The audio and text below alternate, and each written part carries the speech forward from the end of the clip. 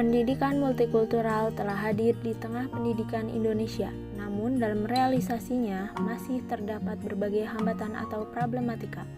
Problem pendidikan multikultural di Indonesia memiliki keunikan tersendiri, tidak sama dengan problem yang dihadapi oleh negara lain. Keunikannya yaitu faktor-faktor geografis, demografi, sejarah, dan kemajuan sosial ekonomi. Inilah yang dapat memicu munculnya problem pendidikan multikultural di Indonesia. Adapun secara garis besar, problem pendidikan multikultural di Indonesia dapat dipetakan menjadi dua, yaitu problem kemasyarakatan pendidikan multikultural dan problem pembelajaran pendidikan multikultural. Yang pertama, problem kemasyarakatan pendidikan multikultural. Kesadaran akan pentingnya kemajemukan mulai muncul seiring gagalnya upaya nasionalisme negara, yang dikritik karena dianggap menekankan kesatuan daripada keragaman. Bertolak dari kenyataan ini, kini disarankan semakin perlunya kebijakan multikultural yang memihak keragaman. Tetapi, dalam implementasinya, pendidikan multikultural berhadapan dengan beragam problem di masyarakat yang menghambat penerapan pendidikan multikultural di dalam ranah pendidikan. Problem-problem tersebut antara lain: yang pertama, keragaman identitas budaya daerah. Tidak adanya komunikasi dan pemahaman pada berbagai kelompok budaya lain justru dapat menjadi konflik dan menghambat proses pendidikan multikultural. Dalam mengantisipasi hal ini, keragaman yang ada harus diakui sebagai suatu yang memang sudah seharusnya ada, tumbuh dengan sewajarnya. Selanjutnya, diperlukan suatu manajemen konflik agar potensi konflik dapat terkoreksi secara dini untuk ditempuh langkah-langkah pemecahannya, termasuk di dalamnya melalui pendidikan multikultural. Yang kedua, pergeseran kekuasaan dari pusat ke daerah. Sejak dilanda arus reformasi dan demokratisasi, Indonesia dihadapkan dengan beragam tantangan baru yang sangat kompleks. Salah satu di antaranya yang paling menonjol adalah persoalan budaya. Pendidikan multikultural bersifat urgent untuk mengurai pandangan sempit mengenai isu kedaerahan sehingga timbul toleransi dan harmonisasi. Yang ketiga, kurang kokohnya nasionalisme. Keragaman budaya yang ada di Indonesia ini tentunya sangat memerlukan adanya kekuatan yang dapat menyatukan seluruh pluralitas negeri ini. Tidak lain hal yang dapat memiliki kekuatan tersebut, yaitu Pancasila. Semakin berkembangnya isu kedaerahan di Indonesia, menimbulkan kurangnya kepedulian masyarakat dengan nilai-nilai Pancasila. Dengan berkembangnya zaman pun, semakin banyak ideologi lain yang masuk ataupun persepsi keliru terhadap Pancasila. Kekokohan nasionalisme masyarakat Indonesia perlu diperbaiki.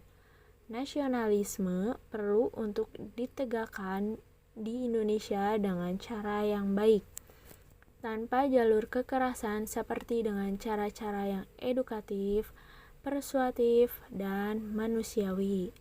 Sejarah telah menunjukkan peranan Pancasila yang kokoh untuk menyatukan kedaerahan ini.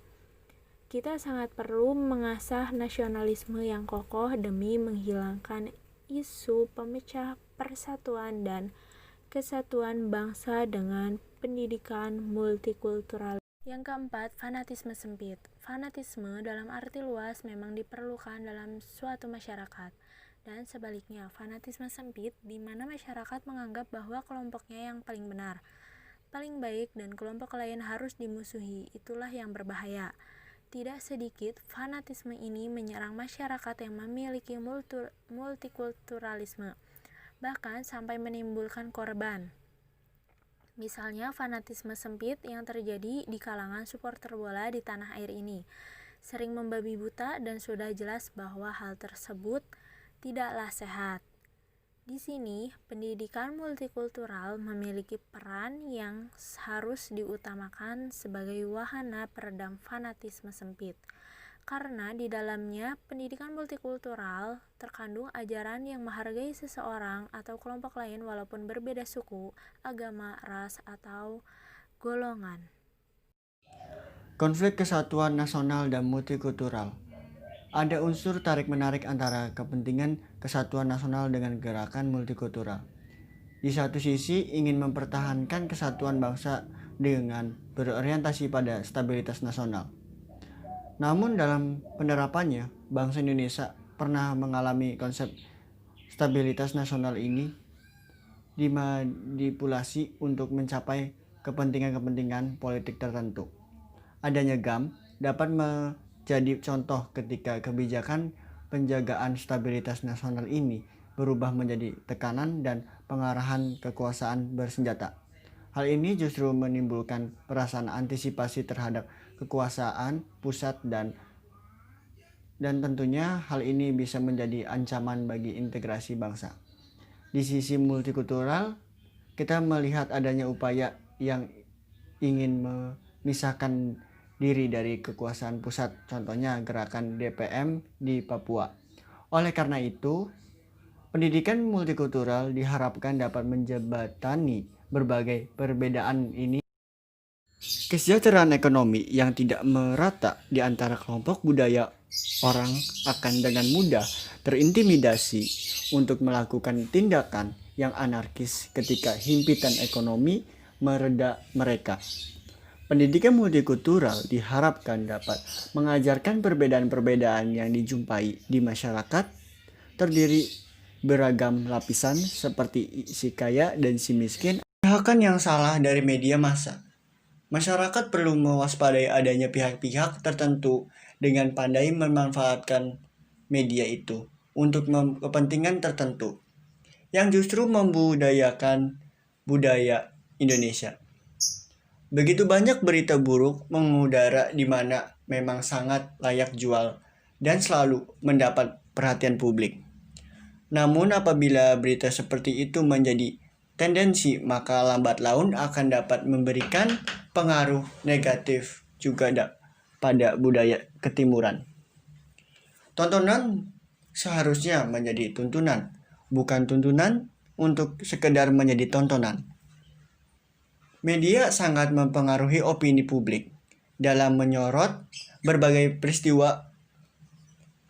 Maka dari itu, dengan adanya pendidikan multikultural diharapkan memberikan solusi bahwa generasi sekarang dan selanjutnya memiliki pemikiran yang cerdas dan kritis terhadap apa yang ditanyakan oleh media massa.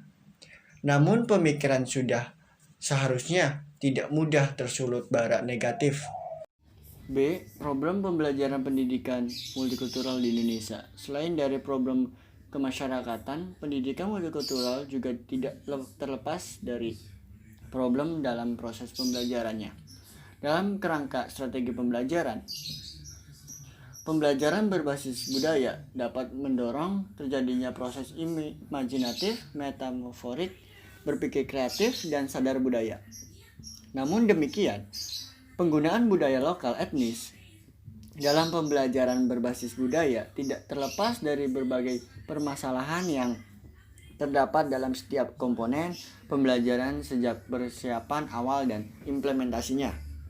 Yang pertama, masalah seleksi dan integrasi isi, context, selection, and integration mata pelajaran. Yang kedua, masalah proses perkonstruksikan pengetahuan, the knowledge construction process. Yang ketiga, masalah pengurangi prasangka, project reduction. Yang keempat, masalah kesejahteraan, pedagogi, quality pedagogi. Itulah problematika pendidikan multikultural di Indonesia.